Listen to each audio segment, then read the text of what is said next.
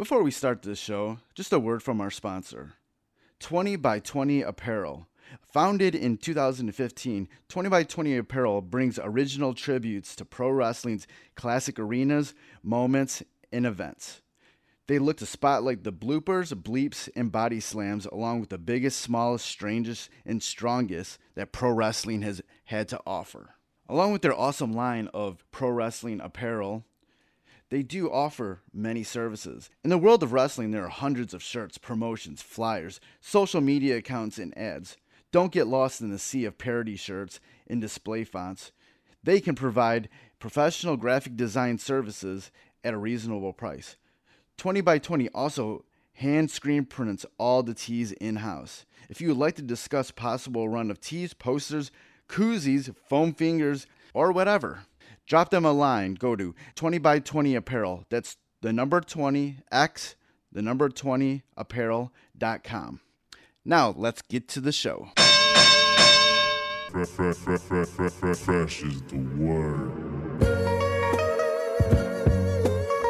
I'm Jim Duggan, got long wood for plenty hoes. I keep it fresher than fresh, but you already know. You suckers bummy, I'm money, I got a ton of flows. My weed loud like a motherfucking thunder roll. Your shit quiet like you ballin' on a budget though. We see your kicks and we laugh and yellin' what are those. You see me shining like a suit on puffy. You know my grindin' shit is too strong, buddy. That's why the dude call money. I be stuntin' like it's nothing at all. Cause it's nothing to me, it's probably something to y'all. Trying to smoke like me, then come and fuck with your dog. Got a closet full of kicks, you can't cop it tomorrow. And I'm fresher than the freshest, you can tell it's in my essence. Bitch, you see the way I'm rapping, yes I do this shit to death. Until I'm running out of breath, or tell somebody cut a check. But either way you know it's fresh, and either way you know it's fresh. Fresh, we fresh. Fresh, fresh, goddammit, we fresh.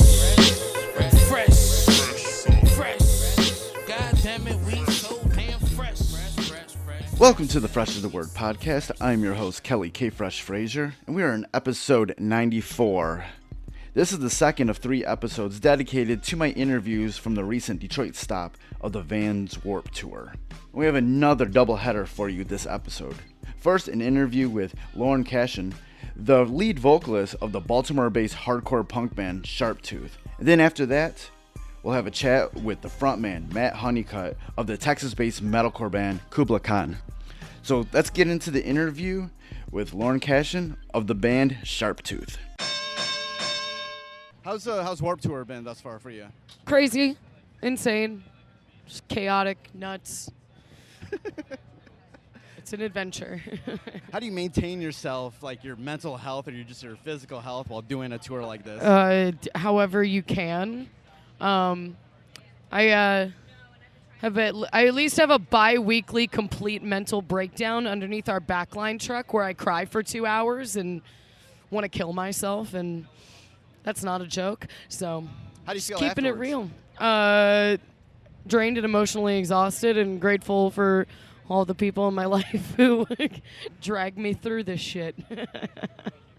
Yeah, Warped Tour can be kind of draining. A little. Because you're Little. just always on the go. Yeah, I mean, like, I honestly probably have it the easiest out of my whole band. They're all up at, 8 o'clock every single day after an overnight drive in a shuttle bus where we don't have real beds or anything like that, and busting their asses to get the backline, truck unloaded, and then we find out when we're playing and show up there and then sign shit for afterwards for an hour, and it's a lot of running around. Right. Is there anything that you've learned by being on this tour? Probably a lot. I think, with any tour, I think one of the biggest things that you learn with touring is just being flexible. I'm kind of a control freak, so I've had to kind of let go of a lot of that. And it's been a very good exercise in that. Just pretty much nothing is ever going to pan out the way that I want it to on any given day. So I just kind of got to get used to it. How long has the band been around? The band has existed for 6 years, but The band has been Sharptooth as it is now for about 3. How do you feel like even in those 3 years has the band grown? I mean, we went from playing basement shows a year ago to now we're on a Warped Tour main stage, so for the entire tour, so kind of do with that what you will. How's that feel? Like, what happened to be able to make that jump? Knowing the right people and making the right friends, and we got introduced to Kevin Lyman last year, and we all really hit it off, and so he gave us this opportunity, which was very cool of him. How was it like meeting him the first time? It was tight. I mean, like, especially in this industry, you just realize people are people, so you just go, so like, you know, you're gonna go, told, hey, you're gonna hang out with Kevin Lyman for an hour, you're like, all right, I'm just gonna chill with some dude for an hour. Tight. You can't really, like, you can't overthink that shit, because then you start treating people like they're not people, and that's fucking dumb. So, yeah, he's a great guy, and he's doing some pretty amazing things for this community. So, yeah. Yeah, that's kind of a myth that a lot of people think that, like, just everybody in the music business, you know, acts like they're not, like, regular people, when there is just a lot of regular people that are kind of going through the same struggles and even are, you know, still have day jobs and stuff like that. Yeah, well, and even this is a job. Like, you know, we all have to get up and, like, we're going to work every day, and, like, this is our job. And it's like, you know, just because you're like, you know, the performance part, that's only half an hour out of a 24-hour day. Like, you know, the rest of the time we're running around like psychopaths and busting our asses to get things done and feeling like crap a lot of the time and just trying to eat and take care of ourselves. And in a lot of ways it's harder than most jobs because it's kind of everything is different every single day. And so it's a lot harder to plan. Yeah, I think it was Alice Cooper that once said, I think it was Alice Cooper, don't quote me, that said, like, I don't get paid for the hour that I'm on stage. It's the other 23 hours. Yeah, exactly. I mean, I think that's pretty accurate.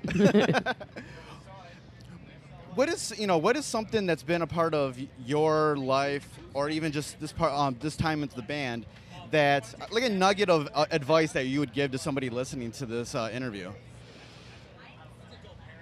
Whatever, it doesn't matter if they're in a band or any industry that they're in. Regarding what? Anything, life, the career, just something that they might be able to like plug into their own life that maybe you've learned along the way. I don't fucking know. I'm just some person holding a microphone right now. Maybe that's my piece of advice. Just be you. Like, you know. Sometimes you're just that person. Just be you. Just be in the moment. Yeah. No, being present and not getting ahead of yourself, I think is important. Have you had any sort of a holy shit moment where it's like, hey, maybe I can do this music thing for a long time? I've never really had any ambitions of being like a full-time musician by any stretch because there are no fucking women in metalcore. So I pretty much just never expected anything to kind of come of this band. I did it because music is my passion and because I need to be performing in order to be a functional human being. The fact that things kind of blew up and now we're on Warped Tour I never expected any of that. I would have been happy to have 5 people come and watch me at a basement show. So, yeah, I just feel lucky to be here. How do you sort of feel or deal with, when you're just like one of the only really few women in a vastly male-dominated genre of music?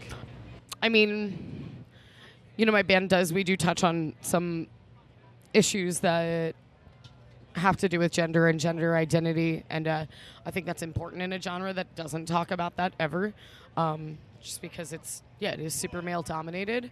Yeah, we definitely need way more representation. It's not that there aren't women out there who love this music. There's so much fucking gatekeeping in metal and hardcore that keeps women out of bands. That's one of the reasons that there's not a lot of representation. We also need a lot of representation from way more people of color and way more people who aren't cisgendered and a lot of things like that in metalcore. It's been like a very straight white dude genre for an extremely long time, and more representation just makes more people feel seen and heard and involved and like this is their music. I think heavy music is for everybody. So how is it important to sort of have this discussion, and do you think more and more of those straight white dudes need to speak up and be like, there needs to be more inclusion. Absolutely. I think that good allies are one of the most crucial things about equality. I can get on stage and scream till I'm blue in the face, but if I don't have allies of all genders and of all races and all sexualities also fighting for the same things, it's going to be a very, very, very slow uphill climb. So, we need everybody on board with this shit. How do you kind of go about any of those people that were just that kind of are against a lot of that stuff, Against equality? Equality, where they're like, oh, if someone's against equality, you're a piece of fucking shit. That's what I have to say about that. I don't think that anything that Sharptooth says is particularly controversial. I think don't rape people isn't a controversial thing to say. I think that treat people with mental illnesses better is not a controversial thing to say. And I think that all people should be equal is not a controversial thing to say. So if anyone thinks my band is fucking controversial, you're probably a piece of fucking shit. Well put. Well put. Good morning. Good morning. Well put. No, and I feel like there needs to be that sort of vigor when it comes to dealing with these topics. You're not gonna really get people's attention, with talking nice about it. And I do talk nice about it 99% of the time. The half hour that I'm on stage is me getting to be in your face about it, and a lot of the rest of the time there is actually kind of a social pressure on me to be the soft-spoken and articulate and very kill him with kindness type of person the rest of the time. But sometimes, I get fucking angry, and I'm just like, seriously, if you're not on board with everybody being equal and having equal opportunities, fuck you. So there you go. Right, there's always sort of that social thing where women, people of color, have to almost take the moral high ground. Yes. To make concessions to other people's shitty behavior. Yep. All the fucking time. Yeah, all the fucking time. It's like, when we're from Baltimore, and during the Baltimore uprising, people were like, well, we'd be more likely to listen if people weren't rioting in the streets and burning the infrastructure of the city. It's like, yeah, but you didn't fucking pay attention until people started setting buildings on fire. So you know what? Maybe we do. Maybe people do. And other people do not have the right to censor other people's righteous anger.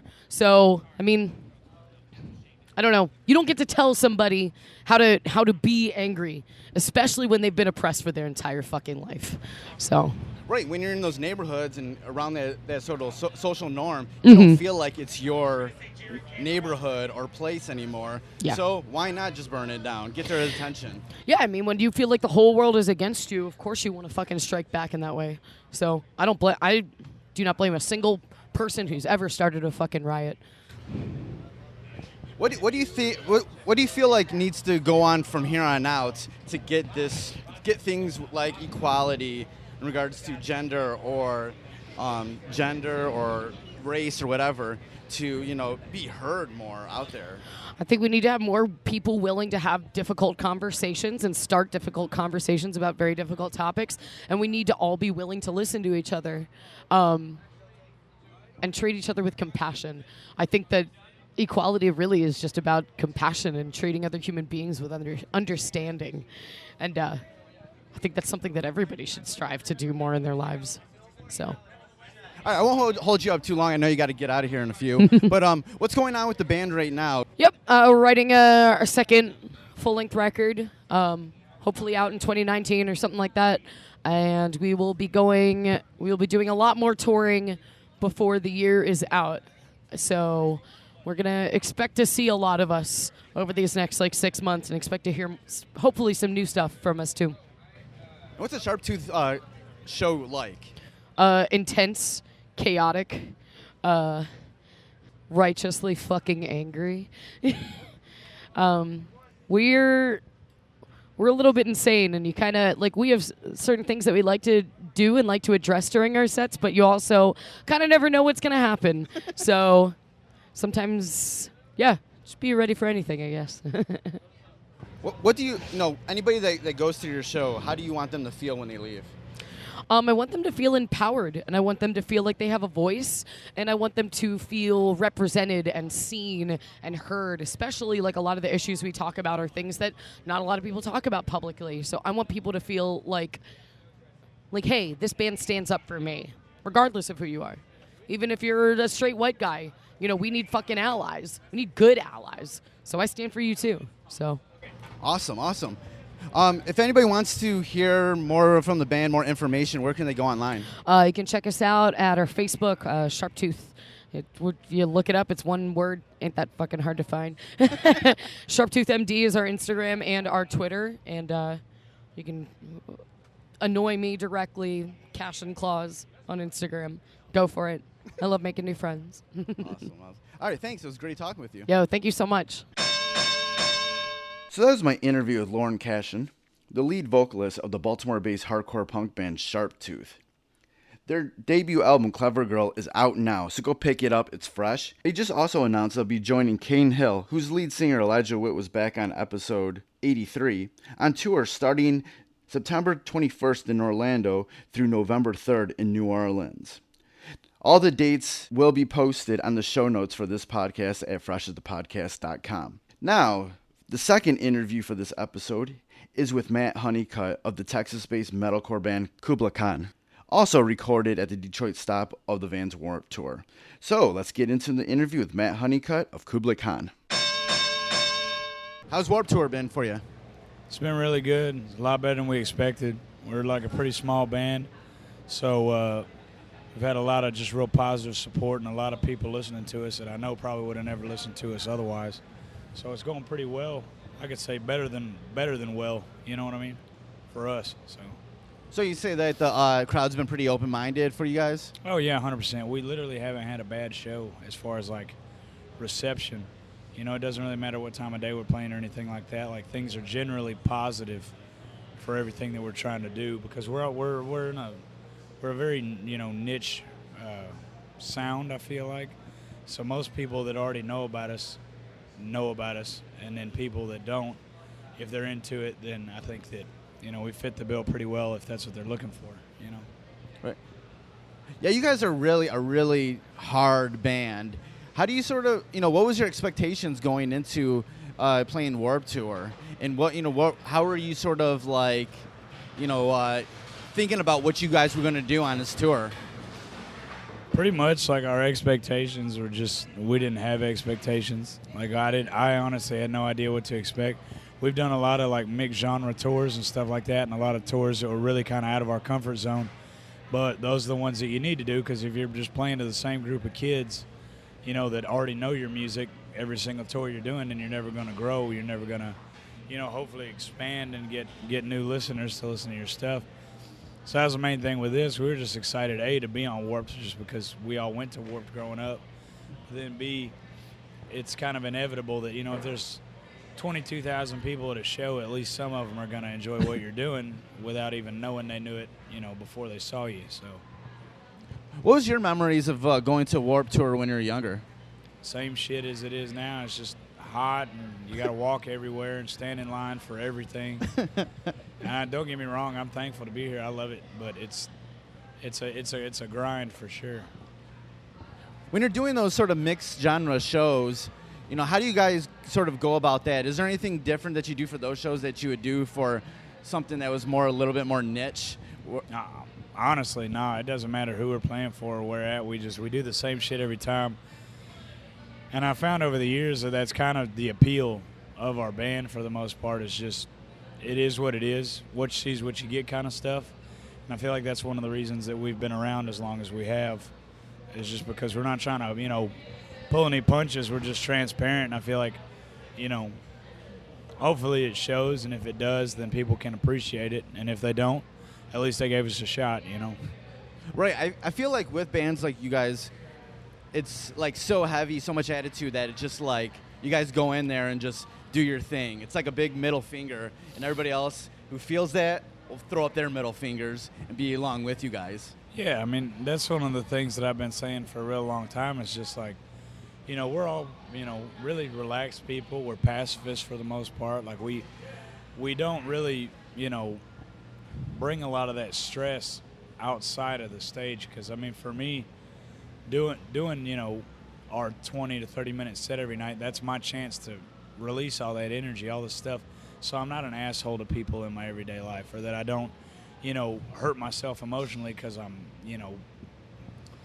suppressing shit. It's a real good outlet, just like for people that, want to watch us and want to move around or, dance or whatever they want to do. Everybody's just trying to, get their outlet out. So, yeah. When it comes to sort of like that niche of heavy music that you guys are a part of, what is some of the myths of all that you feel like people have got wrong? I guess just kind of like the whole hyper violent, aesthetic. Like it's kind of thing. Like we're, like I told you earlier, like we're pacifists for the most part. Like we don't start shit with people. We generally just kind of keep to ourselves. But people think, oh, you guys play heavy music, you must be really angry, horrible people. And it's just like, no, man. Everybody's an angry, horrible person at some point in their life. It's just a matter of how they express it towards others.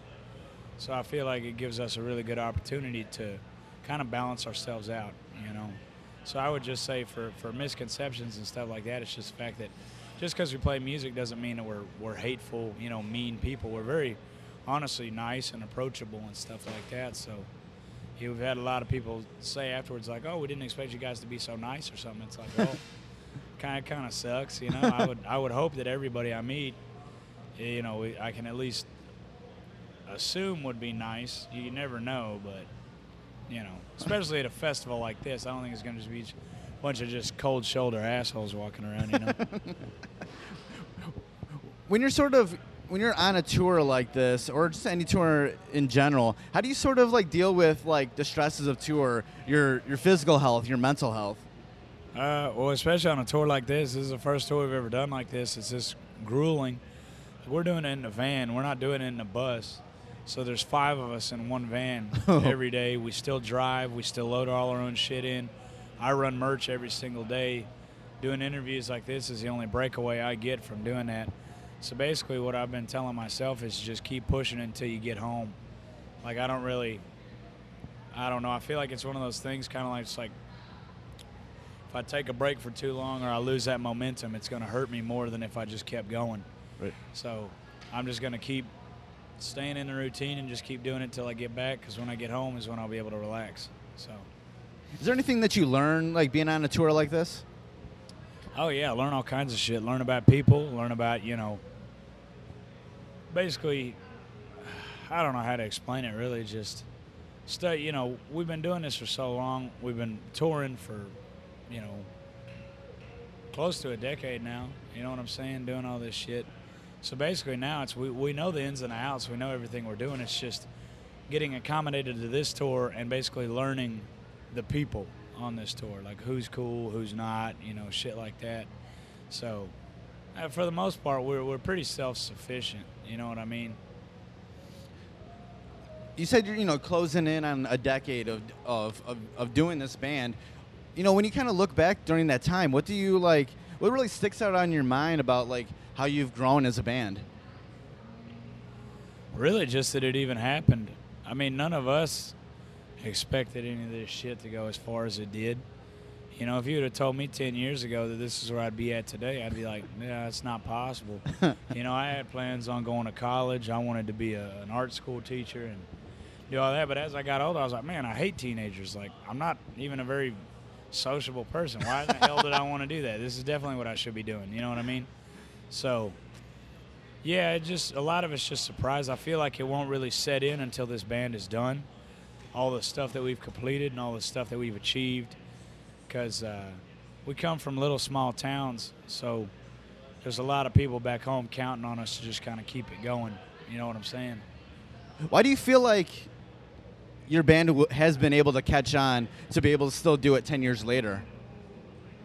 I really don't know. I think a lot of it's just the fact that we've just kept going. Like we tour 6-7 months out of the year, and then on top of that, we're really avid about making a connection with our fans, trying to be, like I said, as transparent and just real as possible. And with that comes a sense of loyalty, I feel like. So the people that do listen to us, have been by our side for a really long time, which in turn increases the longevity of our band. You know, if we were just, you know, doing it for any other reason, I feel like besides the absolute love of doing it, then we wouldn't have lasted this long. Because even still, I mean, it's no secret. I tell people, all the guys in my band know, like, I've wanted to stop touring for years. I still enjoy it, but do I enjoy it enough to suffer all the costs that it brings me? And it's like, I just teeter-totter on that thought all the time. But at the same time, I mean, it has an allure that nothing else has. It has stuff that I get out of this that I can't get in everyday life. So it's like, why stop now, you know? If you weren't doing this, what would you be doing? I really don't know. I mean, I'm a, you know, wannabe part-time knife maker. I make knives from scratch. That's like my big-time hobby. I want to eventually start my own little company with it, teach some other people how to do it that I know are really interested, and just start kind of doing production on that. You know what I mean? I want to be a business owner and shit. But like I said, I have no idea, really, to be honest with you. I've been doing this band since high school, so I never really particularly had a chance to think about where I'm going after this. But at the same time, that's an awesome thing because the world is my oyster at that point, you know? Saying that, you know, you've done this band since you were in high school, you know, how is it sort of transitioning from being a teenager into an adult, being in a band? I just keep getting older. I see all the kids that keep coming to these shows, and I remember when I was their age, and that's one reason I really try to kind of handle our band the way that I do, is because I was there. I was in their position not too long ago. I remember what it feels like to talk to somebody in a band and them actually talk to you like a person, or to see a band that really changed your perspective on some stuff. So I have no, you know, disillusion that my youth is retained. I know I'm getting older. I'm getting older every year. It's starting to show. But with that, I can use that as a strength. I can use that as a way to educate younger people, you know, and even people my age. You're never too old to stop learning shit. But yeah, like I said, main thing is I'm not trying to chase my youth. Like, this is what it is, and I'm just happy to be doing it. You know what I mean? When you're out on tour, you're meeting your fans, what are you guys talking about? What's usually the regular topics that come up? Typically just lyrical content.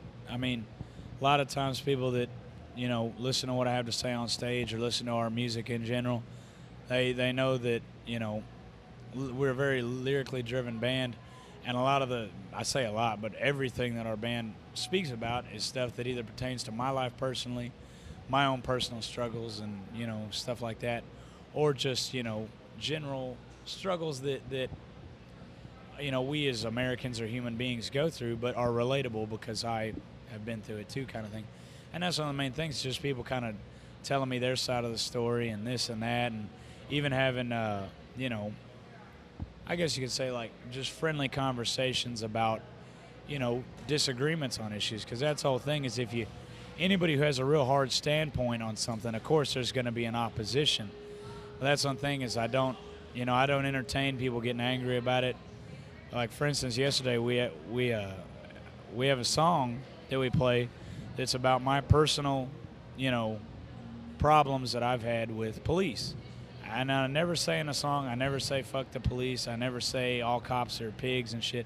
I'm just telling you that there's a lot of civil distrust, and here's what's happening. Here's what I've had in my life to where I have a problem with police. And I was out working out in the parking lot last night, and some jackoff, like, was walking off, I guess was going back to his car, turns to me, flips me off and says, "Blue lives." And I was like, all right, dude, like, that's how you feel about it. Like, I'm not going to entertain that shit because you obviously aren't listening to what the fuck I'm saying.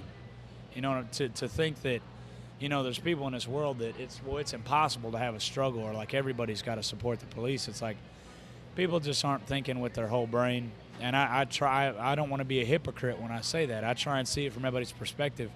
And that's why I said, like in the song, I try to be very careful and very articulate about what I say, because we live in a climate of, you know, polarization and outrageousness. And everybody's got an opinion now, and I feel like because of social media and just all that stuff, it validates all those opinions. If we're all being real, most of people's opinions don't fucking matter. My opinion doesn't matter. Like, it's an opinion, and it pisses me off how everybody thinks that their right to an opinion now is so powerful. And it's like, I don't know who the fuck told you that, but it's really not. Right. Everybody's got an opinion. Everybody's got an asshole too, but it doesn't matter. Right. know? There's a lot of people that think that their view of things is the only view, and they don't really take into account other people's backgrounds or struggles. Yeah, and I mean that's one thing. Any opposition that I've ever met on most of our topics are from people that I can guarantee have never even looked into a subject. They're closed off for the most part. They don't agree because they're not willing to understand that there are other people out there with other opinions. Just like I said, I do the same for other people. I try my best to understand both sides.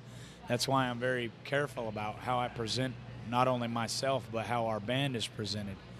But no matter what you do, you can't make everybody happy. If you even bring up the slightest hint of disagreement with some people, it'll just blow up out of proportion. So I don't waste time on it. How important is it for you to sort of be transparent about your struggles through your music?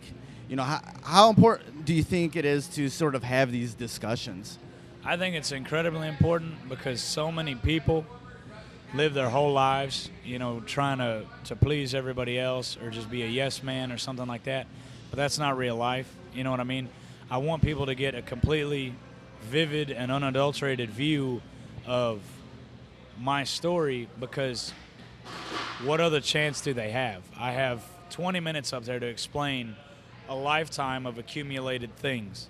So to be as real and raw and transparent as possible gets the point across in the most filtered, I guess maybe unfiltered is the right word, like pure way that can be understood, because I'm not trying to sit there and dance around any subject and make it really poetic or make you really think on it. It's like, it's pretty caveman shit. It's like cut and dry, here's a ham sandwich. Like, it is what it is. So the new album, really hard, I really like it. When you guys were going into making this album, what was your sort of mindset into it? Were you just kind of like, oh, we're just going to do what we do, or was there anything special that you guys had in mind?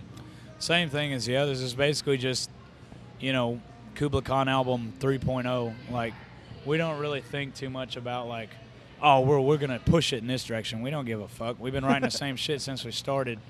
And it's probably a blessing and a curse that we kind of don't venture out too much. But at the end of the day, we were just talking about it yesterday, like, we're all proud of our band. We're all proud of the things we've achieved. And at the end of the day, our musical integrity is intact because we didn't sell out. We didn't try and add a bunch of shit that wasn't us to try and gain new fans or anything like that. Right.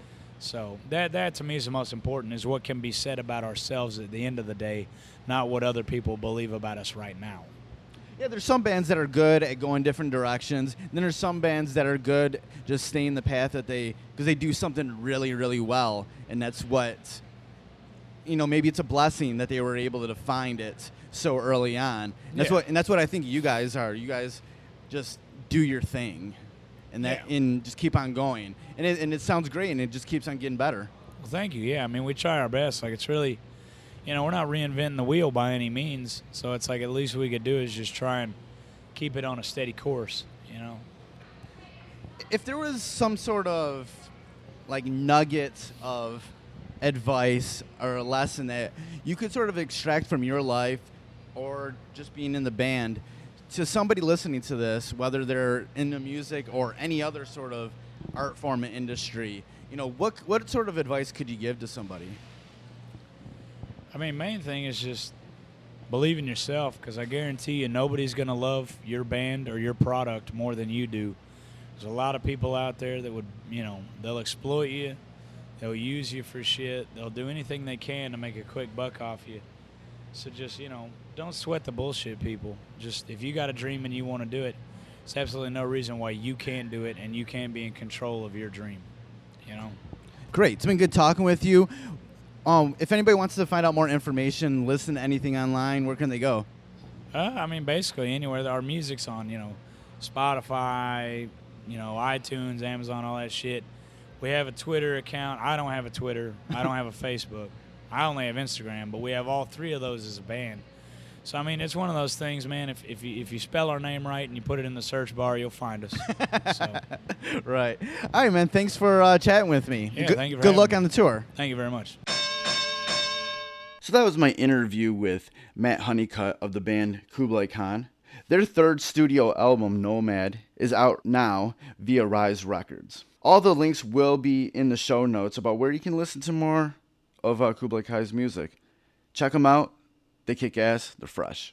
Now, before we get out of this episode of Fresh is the Word, I definitely want to remind you how you can support the podcast. You can always go to freshthepodcast.com and share any links that you see on the website on any of your social media platforms. You can subscribe to Fresh is the Word at Apple Podcasts, Stitcher Radio, Mixcloud, SoundCloud, Google Play, and TuneIn. Just type in Fresh is the Word and it'll come up. Hit that subscribe button. And if you feel like it, please rate and review the podcast. And I'll definitely, read any reviews if I see them posted on a future podcast. And you can follow me on Twitter and Instagram at KellyOmegaFresh and on Facebook at facebook.com/KFresh. And you can follow Fresh is the Word online on Twitter at FITW Podcast, on Instagram at Fresh is the Word Podcast, and on Facebook at facebook.com/Fresh is the Podcast. Well, that's another episode in the books. I'll have one more episode posted at the top of next week with my final interview from the Vans Warped Tour, and I'll be with the Arizona-based band Dollskin. So be on the lookout for that. As always, thanks for listening. Goodbye and good night. Fresh is the word.